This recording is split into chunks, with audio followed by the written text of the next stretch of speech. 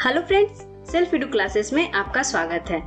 आज का हमारा अध्याय है गुप्तकालीन बिहार पार्ट 2। इससे पूर्व गुप्तकालीन बिहार पार्ट 1 में आप लोग ने देखा श्री गुप्त को, घटोत्कच गुप्त, चंद्रगुप्त प्रथम, समुद्रगुप्त एवं रामगुप्त को। इसके अगले अध्याय गुप्तकालीन पार्ट 2 में आज हम लोग देखेंगे चंद्रगुप्त द्वितीय यानी विक्रमादित्य को, कुमार गुप्त, स्कंद गुप्त एवं गुप्त काल से संबंधित अन्य तथ्य को। तो चलिए आज का अध्याय शुरू करते हैं। अब देखते हैं चक्रवर्ती शासक चंद्रगुप्त द्वितीय या विक्रमादित्य को। चंद्रगुप्त द्वितीय का अन्य नाम देवराज, देवगुप्त या देवश्री भी है।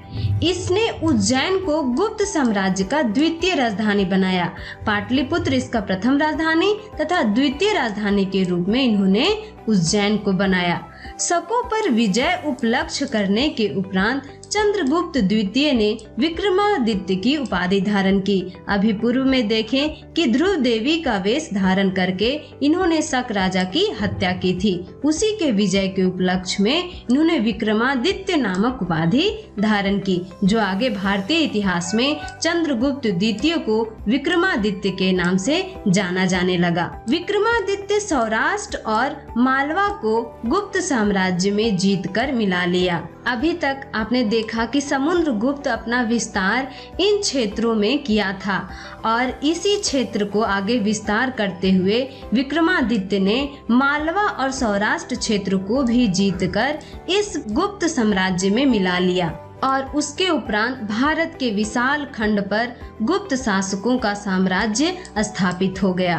विक्रमादित्य ने वैवाहिक संबंध स्थापित करके भी अपना साम्राज्य का विस्तार किया। इन्होंने नागवंशीय कन्या कुबेर नाग से भी विवाह किया, जिससे प्रभावती नामक एक पुत्री की प्राप्ति हुई। प्रभावती का विवाह पश्चिमी दक्कन के वाक्टक युवराज रुद्रसेन द्वितीय से हुआ। यह जो क्षेत्र है इसी में वाक्टक शासक शासन कर रहे थे। इसी के राजकुमार रुद्रसेन द्वितीय का विवाह प्रभावती गुप्त के साथ हुआ, जो कि विक्रमादित्य की पुत्री थी। ध्रुव देवी और चंद्रगुप्त द्वितीय से भी 2 पुत्र प्राप्त हुआ था। यह वही ध्रुव देवी हैं जिन्हें रामगुप्त ने शकों को सौंप दिया था। चंद्रगुप्त द्वितीय और ध्रुव देवी से 2 पुत्र प्राप्त हुआ, पहला कुमार गुप्त और दूसरा गोविंद गुप्त। विक्रमादित्य ने बड़े भूभाग पर अधिकार कर लेने के पश्चात परम भागवत, श्री भट्टारक एवं सिंह विक्रमांक आदि उपाधियां धारण किया। चंद्रगुप्त द्वितीय या विक्रमादित्य एक प्रतापशाली शासक था और इसका रुझान संस्कृति की तरफ भी विशेष रूप से थी। चंद्रगुप्त द्वितीय के दरबार में 9 रत्न थे। पहला कालिदास, दूसरा विशाखादत्त, तीसरा अमर सिंह, चौथा घट्टबरपर, 5वां बैताल, 6ठा धन्वंतरी, 7वां छपनक, 8वां वीरसेन और 9वां बराहमिहिर थे। आपने कहानियों में विक्रम बैताल को जरूर सुना होगा। यही बैताल भट्ट विक्रम के राज दरबारी थे। साथ ही साथ धन्वंतरी, छपनक, अमर सिंह, शंकु, घटपरकर, कालिदास, बराहमिहिर, वरुचि ये सभी विक्रमादित्य के दरबार में स्थित 9 रत्न थे, जिन्हें भारत का रत्न भी माना जाता है। चंद्रगुप्त द्वितीय के काल में ही फाहियान भारत आया था और 411 ईस्वी में इसने पाटलिपुत्र का भी भ्रमण किया। फाहियान 3 वर्ष तक संस्कृत का अध्ययन भारत में रहकर किया था। साथ ही साथ पाटलिपुत्र में स्थित पाटलिपुत्र के नगर प्रशासन का भी इन्होंने अपने पुस्तक में वर्णन किया। जब यह अशोक के राजमहल को देखा तब इसे इसकी भव्यता को देखकर इसे देव निर्मित बताया था। चंद्रगुप्त द्वितीय भी विष्णु का उपासक था। इसके काल में स्वर्ण सिक्काओं को दिनार तथा रजत सिक्काओं को रूपक कहा जाता था। स्वर्ण सिक्के जो होते थे वह 144 ग्रेन के होते थे। यह प्रथम शासक था जिसने रजत सिक्का जारी करना शुरू किया था, अर्थात चांदी के सिक्के चलाना प्रारंभ किया। विक्रमादित्य का उत्तराधिकारी कुमार गुप्त हुआ। यह भी एक योग्य शासक था जिसने 414 से 455 ईस्वी तक गुप्त वंश में शासन किया।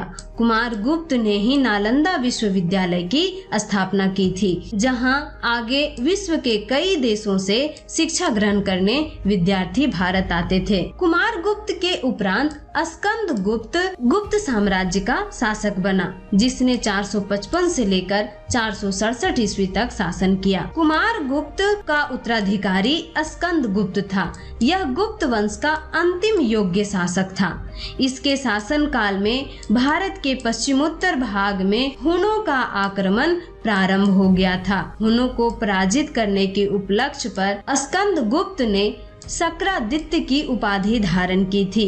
यह प्रथम शासक था जिसे हुनों का आक्रमण झेलना पड़ा। स्कंद गुप्त अपने साम्राज्य को कई भागों में बांटा, जिसे मुक्ति या प्रांत कहा जाता है। स्कंद गुप्त ने सुदर्शन झील का पुनरुद्धार करवाया। यह वही सुदर्शन झील है जो अशोक के काल में सौराष्ट्र के गवर्नर पुष्यगुप्त ने इसका निर्माण करवाया था। साथ ही साथ इसने नालंदा विश्वविद्यालय को संरक्षण भी प्रदान किया। इसने इंदौर में विशाल सूर्य मंदिर का निर्माण करवाया था। यह भी वैष्णव धर्मावलंबी था। स्कंद गुप्त की मृत्यु 467 ईस्वी में हो गया। स्कंद गुप्त ने एक अलग सिक्का जारी किया था जो वृषभ शैली का था। स्कंद गुप्त के बाद कई शासक हुए, जैसे पुरुगुप्त, वरसिंह गुप्त, बलादित्य गुप्त, दामोद गुप्त, महादेव गुप्त आदि शासक के रूप में आए, परंतु अयोग्य ही साबित हुए। संभवतः भानु गुप्त अंतिम गुप्त शासक था। गुप्त काल में प्राचीन भारत इतिहास का स्वर्ण युग भी कहा जाता है, क्योंकि इस काल में सर्वाधिक सोने के सिक्के जारी हुए थे। गुप्त काल में प्रसिद्ध खगोलविद एवं गणितज्ञ आर्यभट्ट, बराहमिहिर एवं ब्रह्मगुप्त थे। यह मुख्य रूप से पाटलिपुत्र के निवासी थे।